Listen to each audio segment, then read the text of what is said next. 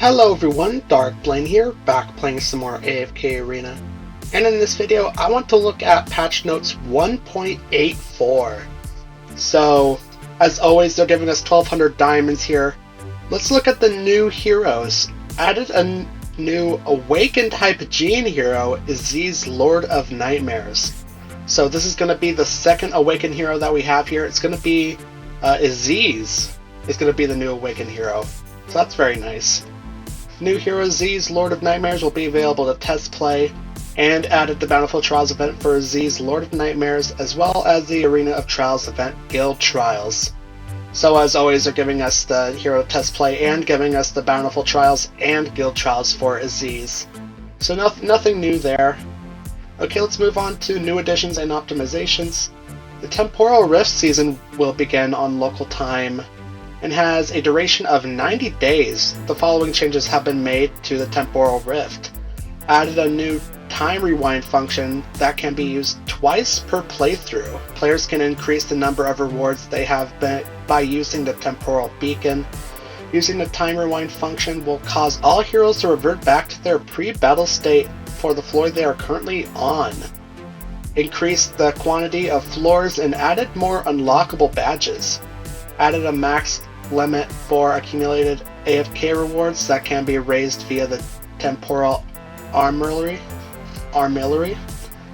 Improved the content of rewards that are produced on certain floors when they are completed for the first time. Increased fortune chest and leaderboard rank rewards. Improved the replayability experience by reducing repetitiveness when replaying this game mode. Players can now choose to start from between 5 to 25 floors below the highest floor they have reached in the most recent 3 playthroughs. Optimize the visual effects of various different battle events, making them easier to distinguish when selecting the next floor. Players can now preview the enemy formation. Improved the method for viewing badge info while using the sweep function, making it easier to see specific details when selecting badges. Improve the experience of multi-team battles. A battle adjustment function is now supported.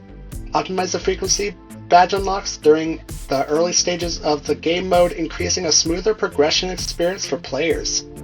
Made balance adjustments to several badges and weakened some of the curse effects within the Vexing realm. So they're making a lot of changes to the Temporal Rift. Yeah, I remember the Temporal Rift was just kind of, for me, honestly, it was kind of repetitive, so yeah, I'm glad to see that they're fixing some things here.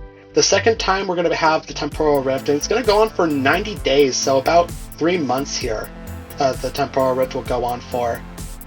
The Vault of Time season will begin. The following changes have been made. Ranking and militia accolades are available this season. Tiles shall no longer produce resources for up to 4 hours after the battle phase has commenced, to further help reduce the urgency players face to log on at a specific time and occupy tiles.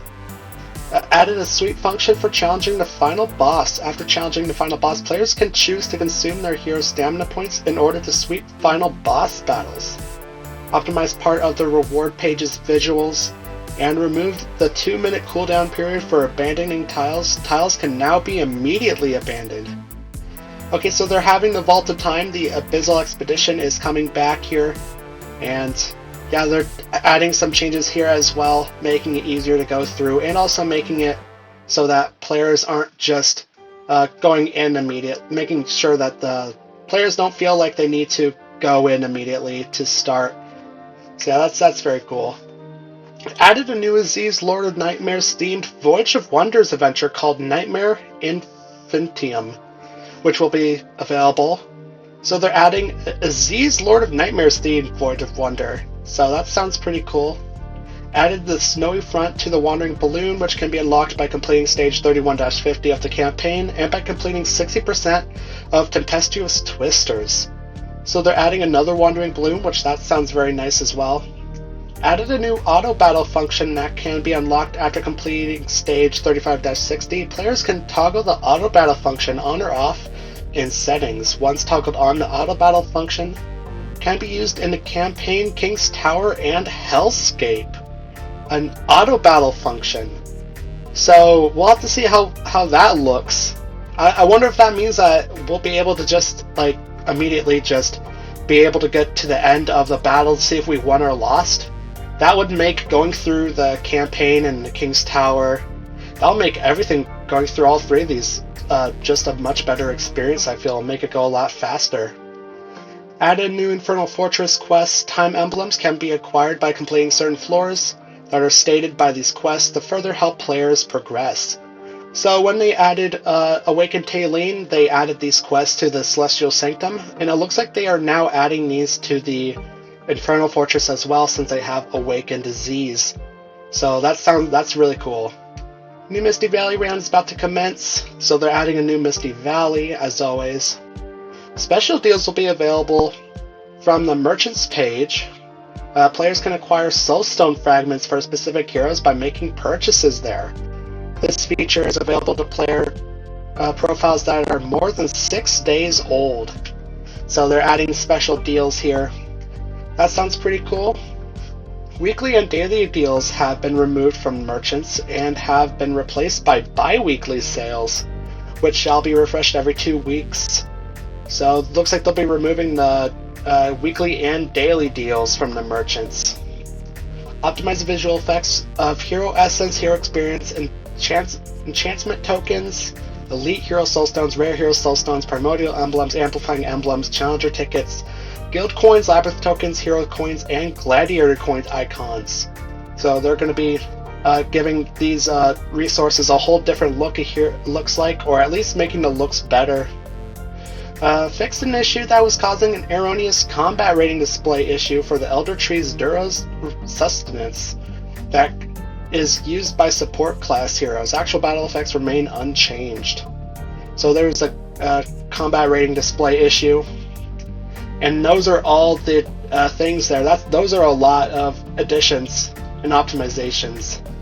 Let's move on to the hero adjustments and changes, starting with Isabella, the Taken Soul. Fix an issue that occurred in rare circumstances which would prevent the ultimate ability Decimation from being cast normally again after it was used. So yeah, it's just fixing her ultimate ability to be cast normally. Silas Augmented Death. Fix an issue that was preventing the mist effect caused by the skill Healing Haze from disappearing as intended under certain circumstances. A Star of the Brilliant Flame. Optimized skill sound effects. Actual battle effects remain unchanged. Fane the Wicked Warden. They're already doing something with Fane here. Optimized skill sound effects. Actual battle effects remain unchanged. So they're just optimizing the skill sound effects there. Merlin, Seer of Destiny. Fix an issue that was preventing the skill Karmic Law from being correctly triggered in certain circumstances when Merlin was under the control effect of non-hero enemies within the Temporal Rift. Flora, the Serene Promise. Fixed an anomalous targeting issue for Ultimate Skill Sea of Flowers, which was occurring under very rare circumstances in the Temporal Rift. Albedo, Pure White Devil. Fixed an issue that was causing the enraged state of the skill Mournful Rage to last longer than it should have in certain situations due to the device's screen being locked. Fixed an anomalous triggering issue for the skill Hermes Trismegistus, which was occurring under certain conditions. And finally, Theowyn, the Wailing Widow, fixed an issue affecting the ultimate skill Spectral Curse, which was causing battles to freeze under very rare conditions. So pretty cool changes here. Along with a very long new additions and optimizations tab, they have a pretty long hero adjustments and changes tab. Those are all the patch notes there. Very long patch notes.